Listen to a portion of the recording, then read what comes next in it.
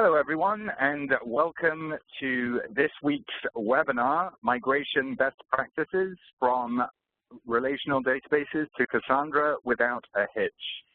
I am delighted today to welcome Duhai Don. He is actually based in Paris. He is a technical evangelist for Apache Cassandra for DataStax. And he spends a ton of time talking about Cassandra and educating and helping people in the community. So we are delighted to have with us Duhai today. Before I hand over to him, I would like just to explain how the Q&A session will work if this is your first webinar with us. So inside of WebEx, there is a Q&A panel. Please type your question in there. Any time that we have left after the presentation until the top of the hour, we will spend going through as many questions as possible. We are recording today's presentation as well, and we will make the slides available, and you will be notified via email that you registered with when those are ready. So, Duhai, thank you very much for joining us today. I am going to hand over to you.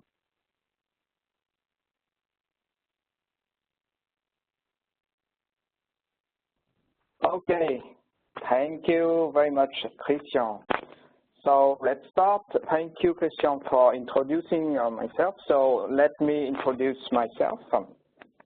My name is Duhai. So yes, I am working as a Cassandra technical advocate for DataStax, but before I was a Java developer working on the Liban project, and on my free time I am also developing Achilles, which is an open source advanced object mapper for Cassandra. We will talk about it later during this webinar. So for today's agenda, I will start introducing the Liban context, what is Liban business, the main use cases.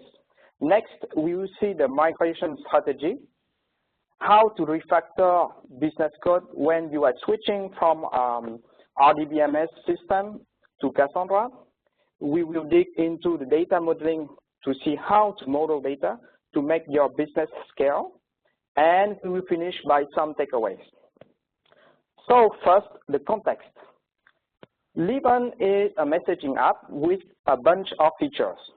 Among others, voice over IP, custom voice mailbox, greetings, a messaging system which allow you to send text messages, chat, and files. And the last important feature is contact matching. We will focus into that right now because it is the main topic of the data migration. Okay, so I am a Liban user. One of my friends just subscribes to Liban. His contacts are uploaded into Liban, and by the contact matching mechanism, Liban can see that I am in his address book. So we are asked to accept to be linked to each other. That is basically the contact matching feature, quite simple. Now, to give you some context of the project, it is over 4 years old. And we are already using Cassandra, but only for the messaging part. And in production, Cassandra gives us read and write latency well under millisecond, and the overall server response time when requesting Cassandra is under 10 milliseconds. So we are quite happy with Cassandra. About the context, they are still stored in RDBMS, which is Oracle, but in fact the problem remains the same even if it was a MySQL or Postgres or SQL server. On average, we have 300 contacts per user, okay? So on the scale of millions of users, we will reach the count of billions of contacts to handle just in one relational table. And with this scale, the query performance becomes unpredictable. So this was the main issue we were facing. Of course, we tried to fix the problem. First, by adding new indices to the contacts table, by partitioning this table, by simplifying the data model and removing unnecessary joins. And also, we increase the hardware capacity. That worked, but we did not feel very confident for the future because we don't know. Because we don't know when we will hit again a performance bottleneck. In fact, the problem right now is that we have in the backend application 2 different data stores with very different paradigms, RDBMS and Cassandra. RDBMS are not better or not worse than Cassandra. It's like comparing apple and orange. It has no sense. In fact, RDBMS are very well-designed pieces of software. They have been designed to solve a class of problems, but not the one we are facing nowadays. Okay, I like this metaphor. They are like helicopters. They are very flexible in terms of querying data, but they cannot go very fast and very high. Okay.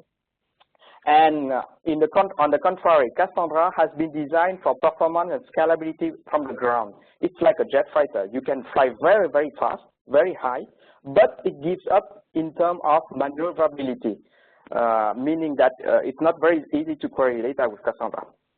So since it is a really burden for the developer to keep both data stores in the same backend, we need to choose, okay? And to help us choosing the right solution, we should take into account the next challenges the project will need to face. So first of all, we want to be highly available in the face of database or site failure. When you have millions of users, you cannot afford having downtime, right?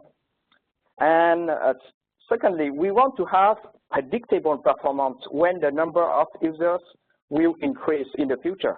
We don't want to be forced to deploy or to patch our production code just because we want to cope with the new traffic. We also plan to go for multi-data centers. So of course, the final choice was Cassandra, no suspense. So now let's just focus into the migration strategy. The objective of this migration is, of course, not to have a production downtime. Customers first, always. And since we have multiple backend servers in production, we may have concurrent updates on the same piece of data, and we do not want to handle all the possible corner cases. So the migration should be concurrency proof. That is a very important point. The ops also ask us to make this migration as safe as possible, meaning that we should be able to roll back the process at any time. So in terms of design, it means that we should be able to stop, to resume, and to replay the migration batch. Okay? So those objectives are mandatory. So the strategy consists of 4 phases. First, we are writing contacts to both data stores. Then we launch the batch to migrate all data from Oracle to Cassandra. Then we switch completely to Cassandra, but we keep writing to Oracle as a backup in case of. And finally, we will remove all the code used by Oracle. So let's now dig into the details of the migration. For the first phase, all the contacts data that are coming into the backend servers, they are saved both into Oracle and Cassandra. In Oracle, we are using a sequence to generate the contact ID, which is a long, okay? And for Cassandra, we generate a time UUID. We created an extra column in the contact table in Oracle to store this contact UUID. And when we read data, we only use Oracle. So from the point of view of external clients, nothing has changed. The interface remains the same. For the second phase, on live production, we will run the migration batch. For a set of users, we will fetch all their contacts in Oracle, having contact UUID null. It means that those contacts have been inserted before phase 1, so they did not exist in Cassandra. and we will insert them into Cassandra using a special timestamp, which is now minus 1 week. In fact, it can be now minus 1 day or 1 hour, whatever. In fact, the main idea is just to use a timestamp in the past. Why should we do that? During the data migration, we can have concurrent writes from the batch, okay, and concurrent updates from production for the same contact, of course. Let's take an example to illustrate. Here we have a contact whose name is Johnny with a typo, okay? The migration batch is copying it from Oracle to Cassandra with a timestamp in the past.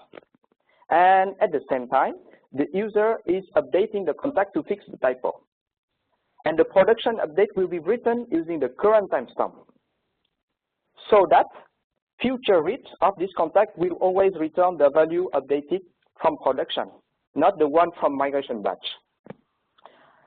If you look into this diagram, you can see that whatever the scenario of concurrent update, we will always read the same value in the end, okay? So by writing to the past with the migration batch, we want to give higher priority to update coming from production. And we are leveraging the Cassandra conflict resolution mechanism by playing with timestamp. So this is for the second phase of the migration. The third phase is quite simple. We switch the read from Oracle to Cassandra. This phase allows us a safe rollback to Oracle in case we discover any issue. I hope not, fingers crossed, okay? And for the last phase, we stop writing into Oracle and only operate with Cassandra, of course. Right. Now, let me show you how we refactor the business code. So first, we did a code inventory. And it looks like that the code has been written for RDBMS, of course. There are a lot of joins. The code has been designed around transaction. We can see the string at transactional annotation everywhere in the code base. Okay, it's very classical diagnosis. In fact, we realized that the contact entity is leaking from the repository layer up to many business services.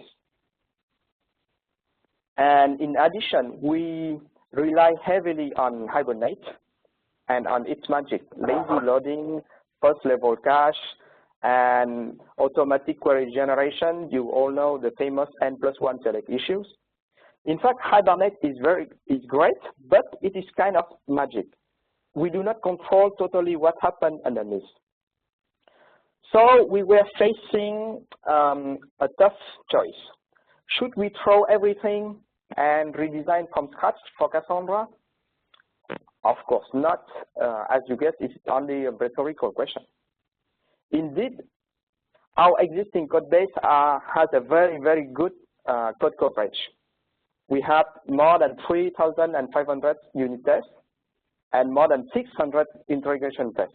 Okay. So the idea is to use this code coverage to help us refactoring only the repository layer, not the business layer. So here is the strategy. On the left, you can see a contact entity with many relationships, which translate into joins in Oracle. We extended this entity to create a new contact NoSQL entity. And this entity will transform many existing joins into denormalized tables in Cassandra. In fact, denormalized tables can be seen as materialized views. Okay. And in addition, we also apply the CQRS pattern, which stands for Command Query Responsibility Segregation. The idea is, instead of having one big giant repository to handle the contacts, we split it into 4 distinct repositories. Contact reading is very straightforward. It implies sequential read on disk without any join, of course, and each read will translate directly into one select. Writing contact is another matter. since we denormalize the data, we need to write to many tables, and to ensure eventual atomicity, we use SQL log batches. Updating contact is the pain point here, because in most cases it implies read before write. The reason is that since we keep the same business layer as before, we are using the common read before write pattern used by JPA. Okay, first you are loading an entity into memory, then you update it, and then you save it. But in fact, the update scenario is quite rare, so we accept this trade-off. And last but not least, deleting contact results in deleting the entire partition most of the time. So the outcome of this migration is 5 months of two-man work. We spend many time iterating to fix bugs. A big thanks to our integration test to help us. We did a lot of performance benchmark using Gatling. If you don't know Gatling, I strongly recommend you to have a look at it. It is very nice. It has a Scala DSL to write your benchmark scenarios. Very nice. And what is also nice with Gatling is that it will generate automatically the results as graph for you with the response time in milliseconds, average latencies, the 99 percentiles, and so on. Okay. And the benchmark also helps us to validate that our data model will scale with the new traffic. And we are almost there. The migration is going to production this end of week. Okay. Okay. Now let's have a look into the data model details, which is the most exciting chapter of this webinar. So a little summary about denormalization. The good part of it is it will help you having very fast read. It is well suited if you have mostly read, few update scenarios. The bad part is if you have mutable data to be updated, it can be very difficult. In our case, since we are bound to an existing API and existing business code, we cannot change, so we have to cope with it. And also the update path can be very error prone if you don't have a good code coverage. Okay. So try to do TDD. It will help you a lot. Here is the data model in detail. As you can see, most of those denormalized tables are created to support searching and fast lookup. Contacts by ID, contacts by identifier, contact search by first name and last name, and so on. And every time we take care to add the user ID as a component of the partition key. Why? Because we want that design to scale with the number of users. Here you can see that each user is distributed across all nodes in the cluster. So tomorrow, the more users you will have, the more nodes you will need to add into your cluster to keep with the load. For some tables, we also add the contact ID to the partition key to leverage the Bloom filter fast lookup. If the contact does not exist, the Bloom filter will return a true negative. So in that case, Cassandra will never hit disk. And if there is a positive hit, Cassandra will touch one SS table most of the time. Okay. We also have some white partition. For example, this table, contacts by modification date. It is indeed a QLI table, which is clearly an anti-pattern for Cassandra. So we fix the issue by bucketing the table by month to avoid a very big partition. And we need to create a system to switch automatically from one month to another month. Okay. So a quick summary on the data model. We have 7 denormalized tables. Some of them are normalized because they are accessed rarely, so we don't care. Most of the updates result in read before write because of the existing business code.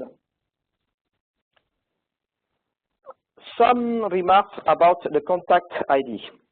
As I said, in Oracle, we use a sequence to generate a long. And in Cassandra, we generate a timed UID ourselves on the client side. The question is how to store both data types in one Cassandra column. So an obvious answer is to store the values as text. Okay, it is a quick and dirty solution.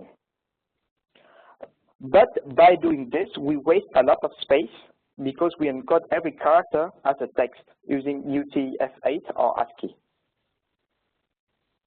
Here, the long type is encoded using 8 bytes normally.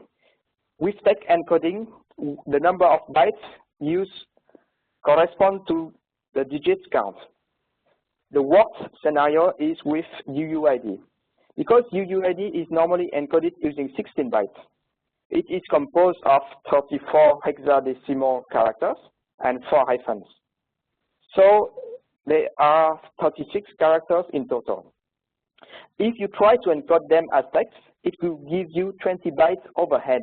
Okay, so 20 bytes overhead by contact UID times 7 denormalization equals 140 bytes for each contact UID. And for each billions of contacts, we waste 140 gigabytes of data, not even counting replication factor, the equation. Okay, so if you replicate 3 times, you can compute the math. So the solution is to save the contact ID as just as a byte array, and to use Achilles type transformer for automatic conversion. We will look into the details very soon. Bear with me. If you want to investigate data in production, you can use the native SQL function blob as begin or blob as UUID to convert the byte array into your type. Okay. Now, as promised since the beginning, I will show you some features of Achilles we are using very heavily with this migration project. First, a very quick introduction to Achilles. It is an advanced object mapper that sits on top of the DataStax Java driver. It provides a lot of features and a very friendly environment for TDD. So with Achilles, we are using dirty checking. What is it? Let's take a contact. Okay, a contact has 8 mutable fields. Times 7 denormalization, it gives us 556 single fields update combinations, not even counting all the multiple fields updates. Okay, so it is clearly not feasible to manually generate all the prepare statements for all those update combinations. And of course, we can use dynamic plain text query at runtime, but in this case, we will have some performance penalty. The idea with Achilles is from the manager, you provide the contact entity class and a contact ID as a primary key, and Achilles will return an empty proxy on this contact entity. I want to make it clear there is no read before write. Okay, this is very important. Achilles will not read any data from Cassandra. The proxy is completely empty. And from this proxy, you can call any setter to update the mutable fields. What happens in the background is that the proxy will intercept your setter call, determine the column to be updated at the new value, put them into a dirty map. And after that, Achilles will use this information to generate dynamically at runtime an update prepare statement with just the columns to be updated, no more, no less.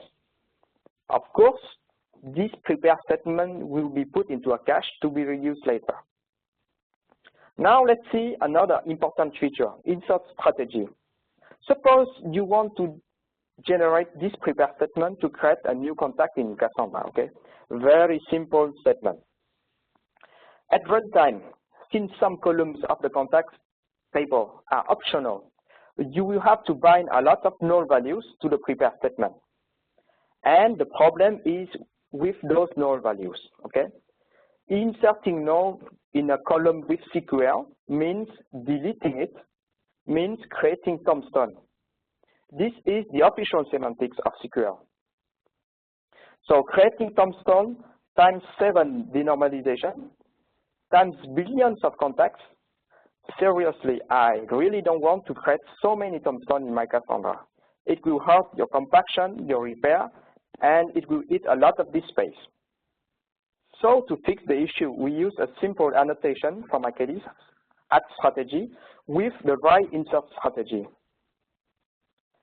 At runtime, by introspection, Achilles will check all not null columns and generate the appropriate prepare statement. Of course, again, the generated prepare statement is put into a cache to be reused. Do you remember when we were discussing about type conversion? Well, here, Achilles provides you a pluggable codec system. All you need to do is to declare your own codec by annotation. Your codec should implement a very simple interface here. And at runtime, Achilles will perform encoding, decoding on the flight and transparently for you. The last feature of Achilles, probably the most powerful and useful for the team, is the dynamic logging. In fact, when I designed this framework, I did not want to have a black box, okay, where nobody knows what's happening inside like Hibernate. To understand what Achilles is doing behind the scene, you can just turn on some logger, and Achilles will print out all the prepare statements and all the bound values for you. The nicest thing with logging is that it is dynamic. You can activate it at runtime. There is no need to recompile and redeploy your code, okay? And this feature helps us a lot and saves us hours of debugging. Also, if you can also request for a query tracing by setting the same logger at trace log level. So it's quite nice. And that's it. So in a nutshell, to tackle such data migration project, you should know that data modeling is the key for your success or the failure if you mess up, okay?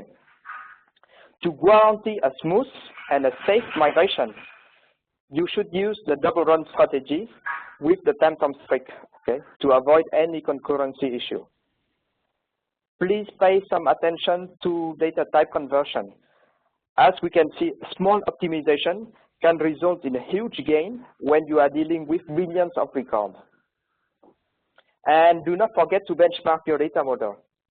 I know it seems obvious, but a lot of people miss it. And yes, please do not benchmark with ridiculous data set, because there is no point doing that, because you will not stress enough Cassandra to see the limits and the corner cases of your data model, okay?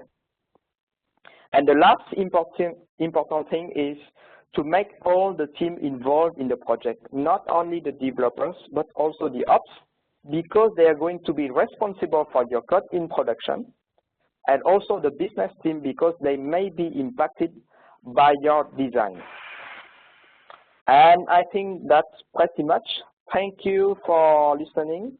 If you have any question, please feel free to ask.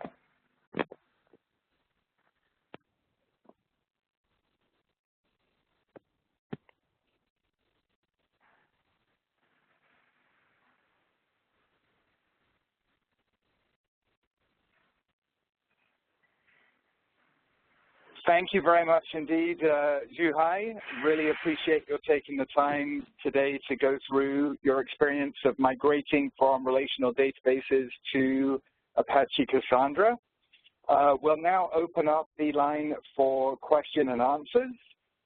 Just a quick reminder, please, please use the Q&A tab inside of WebEx. Type your question in there, and we will get through just as many as we can. So first question, just a reminder, because we're getting this question quite a lot here, is it possible to get the slides?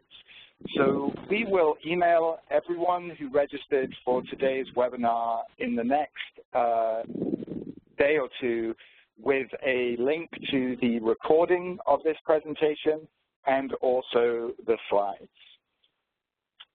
So first question from Jaeger. Hi. Yes. Great presentation, very good information. You said you have 7 Cassandra tables. How many relational database tables does that correspond to? And is that even a good way? Is that even a good way to think about it? I think it's a dozen, around approximately a dozen. By migrating to Cassandra, we also take the opportunity to simplify a little bit the data model. Yeah, but the original count was a dozen relational tables. Okay, great. Eugene is asking, why did you code Achilles instead of using DataStax Mapper?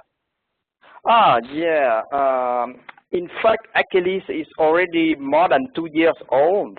And at that time, when I started coding Achilles, the DataStax object mapper did not exist. Just as simple as that. Great answer.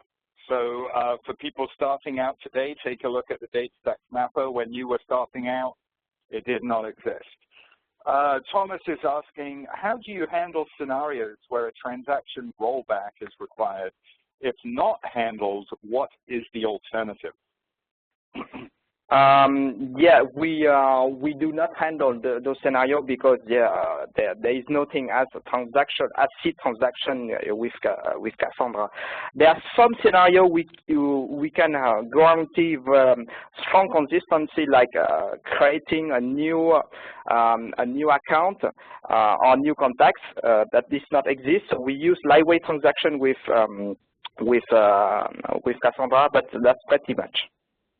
We try to make a new design to avoid having to rely on transaction and all the exit properties of relational database, because we know that it will not scale. Okay, great. And you said in your presentation, again, this is from Jaeger, update paths are very error prone. Can you explain what you mean by that? In fact, as I said, we did not refactor the business layer. Okay, we only changed the database code. So we should inherit the existing code from the business layer, and there is a very anti-pattern from the business code, which is every time you need to update something, you need to read the data first. And since we also denormalize a lot, okay, we denormalize in 7 tables, as you can see. So every time you need to update a mutable field, you need to update each of those 7 tables. The thing is that each of those 7 tables have a different partition and clustering column, so they have a different primary keys. Okay, so to keep track of all the updates, you can create a lot of bugs. It's normal that updating 7 tables is much more harder than just updating 1 table. And in our case, what helped us a lot is unit tests and integration tests. What we did is we have 600 integration tests, and every time we refactor one class or one repository, we relaunch all the tests until all of them are green. Every time there is a test in red, we try to find the issue and we fix them. And I think this is the best way to handle this. Okay, great. Next question. How did you manage hotspots when the RDBMS keys are not UUID? What I don't quite understand the question. I don't see the relationship between hotspot and not being UUID. Can you rephrase the question or ask for more details? Sure. So that is from IM. I don't know if that's Will IM, but IM, if you could just clarify your question would be great. Okay, Kenneth is asking, when using materialized views, what strategy did you use for batching CAS and non-CAS inserts? For batching CAS and non-CAS, we don't. Oh, I see. He wants to talk about lightweight transaction. In fact, the updates, we never use a lightweight transaction in the update. Okay, so we use atom log batch for even pure atomicity for updates, but for insert we use lightweight transaction only. Okay, great.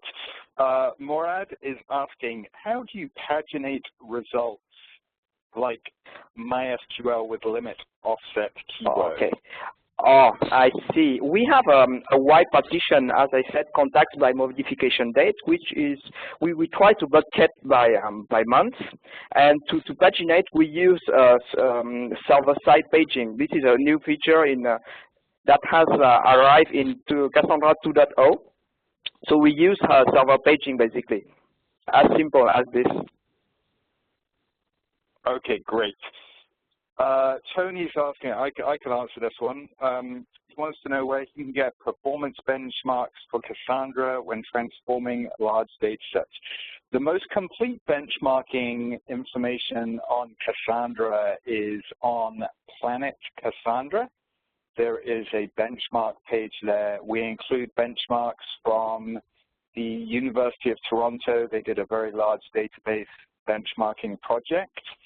Also, the Netflix benchmarks are on there, and I think one other set of benchmarks as well, and it really goes into a lot of depth. So Planet Cassandra, and just go to the benchmark page. Asparu is asking, what utilities do you use for migrating from Oracle to Cassandra? Utilities. Well, for the migration batch, it is just a plain Java program. We are reading data by chunk, okay, and we are writing all those chunks into Cassandra, and we are keeping track of the progression. We are saving from time to time the state of the progression into a simple table in Oracle. No more, no less. Very simple design. Okay, great. Okay, so this is a big topic. So maybe don't go into that much depth too high, but maybe there's some resources that you can help with. But Bohan is asking all about how to create the data model. So maybe you could just take a couple of minutes on that, and then as a follow-up is asking about a sample data model from a relational database. So I think the first thing here is you know, obviously don't implement a relational data model in Cassandra. So maybe you could just give a little outline. Yeah. I think that the most important thing to keep in mind when you are designing with Cassandra, the data model, is to think about scalability. If you are using Cassandra, it means that you need to scale somehow, okay? And what is scaling in my business? For example, if we take the Liban project, what is scaling is the number of users. So somehow we should put the user ID as a partition key, because I have some slide in my presentation showing that the number if you put the user ID in the partition key, it will scale with the number of nodes in the cluster. That is the key point, really. If you need to remember one thing, remember that. Okay, perfect. That's your top tip of the day. Yeah, really. Ratnam is asking, have you encountered scenarios that require counters on contact IDs of a specific type or something similar? No, we did not use counters. We didn't need to use them, really. Okay, there is no counting, so yeah, basically we didn't use them. Scott is asking, can you describe some of the strategies that allow you to avoid transactions? In fact, if you think about the contacts, okay, each user has a list of contacts, okay, which is his address book, right? So the only scenario I can think about transaction is when you are updating multiple tables, okay? And in fact, here when we denormalize, every time we update data, we use SQL log batches, which provide eventual atomicity. So we accept that we will not have immediate atomicity in case of failure, and we accept this. So for example, if you update the original contact table and another denormalized view, and something wrong happened on the network, we accept that for some second the people don't see the exact data. This is a trade-off. We accept that, really. Okay, cool. This one is from Paul. Does the business require reporting on the contacts, and how was that problem solved after moving to Cassandra? Right now, the business do not. In fact, the most important thing for the business is not the number of contacts. It is the number of users, because in terms of business, the more users you have, and the bigger is your business. So right now they are only focusing on number of users and not really contacts. Contact matching is a feature among other features. Okay, brilliant. And Paul says thank you on that one. Mitch asks, when you do updates, do you literally update the existing rows, or do you persist the updates as new rows? The former appears to be fighting against the way Cassandra wants to be used. Oh, we update the existing row, and we update only the columns that had changed. As I explained, we are using dirty checking mechanism with Achilles, so we know which column has changed, and we just update those columns, not the others. Okay, great. I know this is probably an it depends question, but could you tell us how long it will take approximately to migrate 1 million rows from one table? Yeah, it depends. It depends on, well, there are many factors. The number of, the size of your Cassandra cluster. The bigger it is, the faster you can write inside. The speed at which you can read from Oracle, because you are also bound by the read throughput of Oracle. And also we want to we have some throttle, because we want to limit the traffic on the internal network, because we want to save our production. Do not forget that during this migration, our production is live, so we don't want to eat all the bandwidth. Okay, so there's many factors. There's many tuning we can do.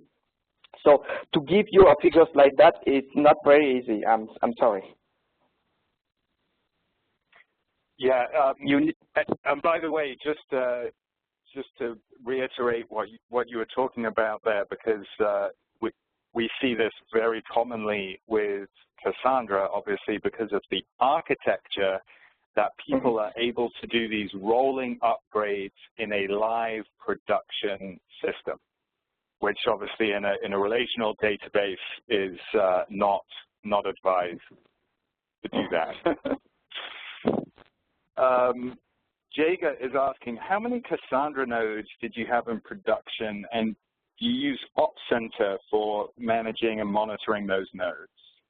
Yes, we have 10. We have 10 nodes right now, just for the messaging part. Okay, the part we are already used since 2 years, and we expect to double the size of the cluster with the migration of the contacts. Okay, great. This is a follow-up question from Paul on the contact question. Do you have any users with abnormally high numbers of contacts that cause issues using user_ID as the partition key, and how did you solve that problem? We had some bugs coming from the Android device, because the application is available on iPhone, Android, and web also. And there's some bugs in the Android which create contacts continuously, upload them, and remove them afterward. So if we make your partition grow very fast, and in some of these cases, we decided to switch to level compaction for the table to cope with the high update rate. And that is the question. Yeah, great. While inserting records, there was a usage of long plus timestamp, and then in parentheses, -1 week. There was a calculation. Yeah. How would it impact if a composite key is used key and then in parentheses long timestamp of -1 week? Can you repeat the question? I'm not sure I get it. I think this one actually might be an email follow-up, because I think you actually have to look at the question. So I'll just send you that one from Yogesh. Okay, next question. What is the best way to find the CDC from the source and integrate it with Cassandra? To find what? What? Yeah, to not find sure. What? Thomas, if you can clarify that question. To find the CDC from the source. What is it? Yes, I don't know. We're going to get clarification. Oh, here's clarification from from earlier. The primary keys in a relational database are typically serially increasing numbers. So how does Cassandra automatically take care of inserting records in all the nodes uniformly without hotspots due to such non-UUID partition key? Well, we put for the hotspots question, Cassandra has a partitioner which is basically a hash function. Okay, and the hash function has been chosen wisely to be the most uniform possible, so that every time you insert a partition key or a row into your cluster, it will be distributed randomly on the node. So with a good hash function, you guarantee a very good distribution over all the cluster and no hotspot. Now, for the to have a generated primary key, we use client-side time UID generator, basically. Okay, great. Anupam is asking, are there any best practices published for migrating from MySQL to Cassandra? I am actually going to put in the window here, I'll send it to everyone, a link. On Planet Cassandra, we have a page, actually, of all of the best ways of migrating from MySQL to Cassandra. So I have, thank you very much, Paige or Devin there. Up on your screen now is the actual link, and that's pretty extensive. That is how Barracuda Networks migrated from MySQL to Cassandra, and their architect was kind enough to publish a pretty extensive paper on how they did that. Oh, I have the answer for my question. CDC is change data capture. Great. So the question. Do you want to answer that question? Yeah, please repeat the question and then I can answer. Which is the best way to find the CDC from the source and integrate it with Cassandra? Wow. So I think the person is asking for schema change. schema change is a big topic in Cassandra. Even though we have alter tables, so it means that once you create your table, you can modify it later in time. But your question is about a mechanism to track change. I think it is beyond the scope of just the Cassandra database. I think you are thinking about some system like liquid base, if I get it right. Perfect. Okay, did you keep any of your data in the relational database? Yeah. Yes. There are still some data staying in Oracle because we are migrating continuously data. So first 2 years ago, we migrated all the messaging data to Cassandra. Now we are migrating all the context data, and what is remaining in Oracle is the user accounts. Okay, perfect. Vipin, yes, you can get the audio recording. This recording will be available within 24 hours on Planet Cassandra, and we'll also send out the slides as well.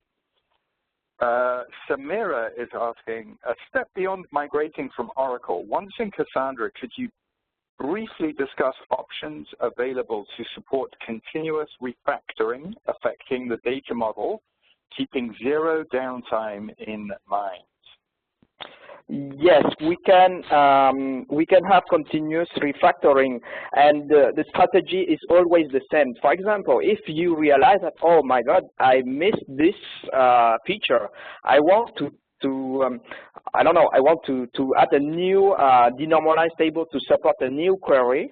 Okay, in that case, you need to have some batch to process the data. And if you want to change drastically the schema, you can use the double run strategy. It means that you are writing with the new code, you are writing to both tables, and after migrating data to the new table, you are deprecating the old table with the old code. And with this double run strategy, you will not have production downtime. Of course, it implies that there is a lot of work beforehand, but there is no magic. You do not want downtime. You need to work beforehand. Very hard. Yeah. Okay, great. Just a few more. We're coming up on the top of the hour. Let's see if we can get through a couple more. What approach would you use to check that all the records were moved from relational database or flat files?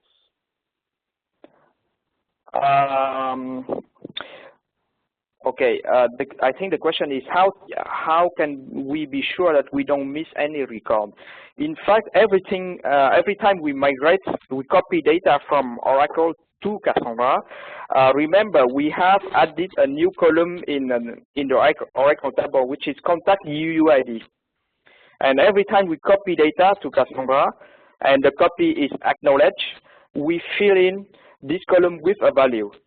So that, and in the end, if we scan through sequentially through all the contacts, if we see a contact with this column being null, it means that it has not been migrated.